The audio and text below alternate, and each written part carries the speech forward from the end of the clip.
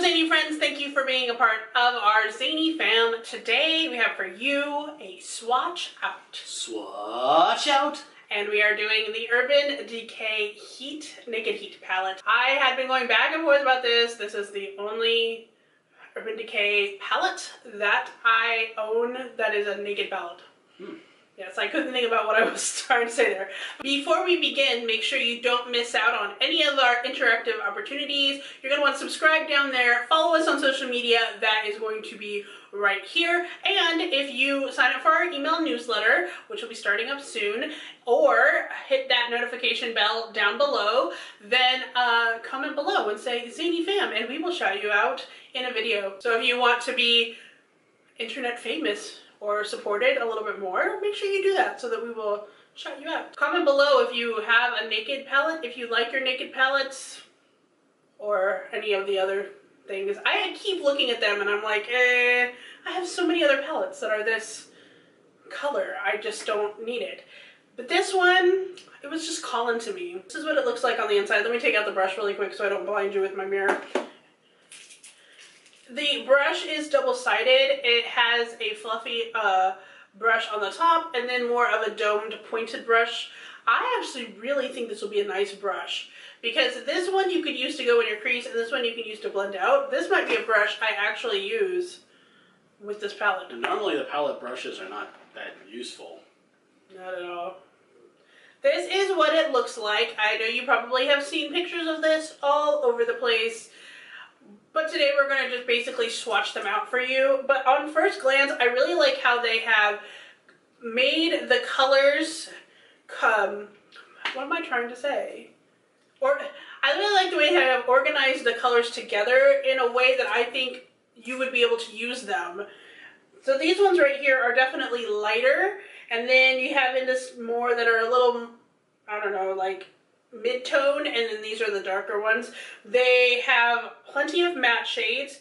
It looks like they have 3 shimmery shades. That to me is really all you need to create a look. So I have not even swatched this yet, so I'm really excited to jump in. At first glance, what do you think here? I do like the difference of the tones, and I like that they do have shadows with that shimmer as well. You're right, the spectrum is just perfectly organized. Exactly. So I'm really excited to see how these swatch. Some people have said they really don't like this palette. Other people have said they really love this palette. So I guess we'll see what I think. Because I don't know, for me, Urban Decay palettes, they're kind of hit or miss for me. I had the, what is it? The Urban Decay Ultimate Basics. I got that for my birthday and I did not like it. I really didn't, and people love it. They say it's their go-to palette. I just didn't like it. I think maybe it just wasn't pigmented enough for me, so I want to see if this one is. So we're going to reposition the camera, and we're going to tell you everything that goes into this, and how safe it might be for you, and background on the company, so stick around. We're doing the filming setup a little bit different this time. I'm going to do brush swatches using this brush right here, just a basic eyeshadow brush from Bella Pierre, and I'm going to do it on the back of my hand. If you want finger swatches, I do have those on my Instagram, but I think brush swatches might be a good one for this one to do just because a lot of people have seen the finger swatches, they want to see the brush swatch. It does have this like magnetic closure. I'm going to go ahead and tell you the colors first. This is Ounce, Chaser, Sauced, Low Blow, Lumber, He Devil, Dirty Talk, Scorched, Cayenne, In Fuego, Ashes, and Ember. Now that I think about it, I might want to actually use the brush it comes with. Maybe I might use this side. It's kind of a pointy dome brush rather than this fluffy one. But I might switch out to this one depending on how dirty the brushes get in between cleaning. Alright, so let's start swatching, and you're going to talk about the company, right? Yep. Now, Urban Decay has been around since 1996. Did you know it's not just the name of the company? It's also the name of their very first color and the color that brought the company together. You had Pat Holmes, who was over at the home of her friend Sandy Lerner, who was the co-founder of Cisco systems. So Sandy was already kind of had a lot of money before they started this, and she came over and mixed raspberry with black and created Urban Decay. And that's funny. They liked this so much they got together with a couple others, Wendy Zomner and David Soward, and they just brought this company together from there. And since then, it's just kind of blown up. Because they came up with that Urban Decay name, from that point on, all of the names of their colors are based off of like urban settings and what is it? Yeah, just the urban landscape and some of the cultural things in just like suburbia and some of the darker sides of the urban landscape. They have actually been bought out a whole bunch of different times by different companies. They all just really liked the concept of the makeup, and they wanted to bring it over into different areas. Right now, it's owned by L'Oreal, a French company. You can also get this in Mexico and Germany. Some of the other people that have bought them out is the Louis Vuitton, the Phallic Group, which also owns Perry Ellis, and the Castagna partners. So it's been all over the world in all different kinds of places. They've also had a little bit of an issue with China. They have been a non-animal testing group the entire time. They have a philosophy of animal-free, of cruelty-free as well. Yeah. And when they went over to China, when they wanted to bring their brand over to China, unfortunately, a lot of the Chinese manufacturing does use animal testing and does have cruelty methods. So PETA was revoking their status because of that. And since then, they decided, no, we're not going to work in China anymore. And that gave them back their status. So yes, they are certified both by PETA and by the Leaping Bunny program as cruelty-free. They also, those brushes that you're using right there is made from 100% synthetic fiber because they also don't want to be using animal hair in their brushes. So a very ethical company, and I do like that a lot in seeing their ethics.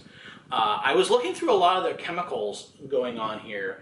Like a lot of others, you're going to find talc as one of the main ingredients.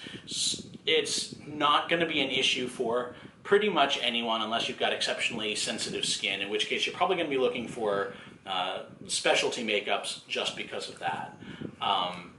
The one thing that I saw that concerned me a little bit was the fourth ingredient.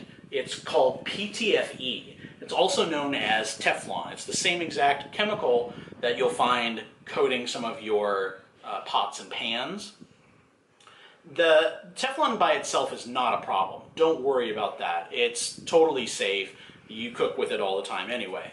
Sometimes, however, and it's very, very rarely, one of the chemicals that's used to create Teflon, it's known as PFOA, but let's see if I can pronounce this.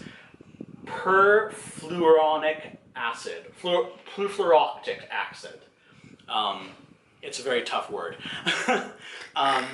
It is really nasty stuff. Now, the likelihood that you're going to see that in here is probably almost nil, especially because of the pains that they take in creating their formulas. You're probably not going to see it, but because that chemical is used in the creation of the Teflon, it is something just to be noted, I think. I will not get into all the stuff that acid does, but it's nasty stuff. I think, personally, I would think it'd be nice if we could remove the Teflon from the formula, but I know that they are being safe about it. So, not too much to worry about. How do you feel about the colors? Well, okay, so let me give you my full review of all of this. And first off, I did want to say that one of the reasons why I'm doing it on the back of my hand and not necessarily inside my arm like a lot of other people do is because I have aging skin, and I feel like it gets a better representation to see how the shadows perform on the back of my hand with, you know, slight slightly wrinkles. I mean, granted, I'm 40. It's not like old purple skin, but it's not smooth, 18-year-old skin at all. So I wanted to give more of a comparison on how these shadows swatch on skin that's maybe not as smooth, and to see how they perform. And in this case, except for a couple that I'm going to talk about in a minute, I am kind of floored by this. This is doing very good. And these are brush swatches, which normally when you do brush swatches, they do not come out as pigmented as finger swatches. But you can see, I can even see this light color right here. Yeah. Very well. These are the perfect lid shades, transition shades. I love this kind of pinky rose shade, shimmer shade here. These ones I love a lot. This is the only one that I'm kind of like disappointed about the performance of the swatch, and that's Ashes. I can see like the creases of my hand inside of it. However, that probably won't mean anything once it's on your lid. This one was really nice too, but I don't know if you could see it. These two were very powdery, but I think if you just go, done. it's done. So just be careful with fallout. That is going to happen. But I don't know if you guys could see when I was swatching these, there were like, this one didn't come on as like bright as I wanted it to for the camera, but I was able to blend it in such a buttery way. They said they took 2 years to develop this palette, and I can tell why it took that long. I can tell these shades are going to look excellent on me and my coloring. Like, this palette is up my alley. I am so glad that I chose to get this palette.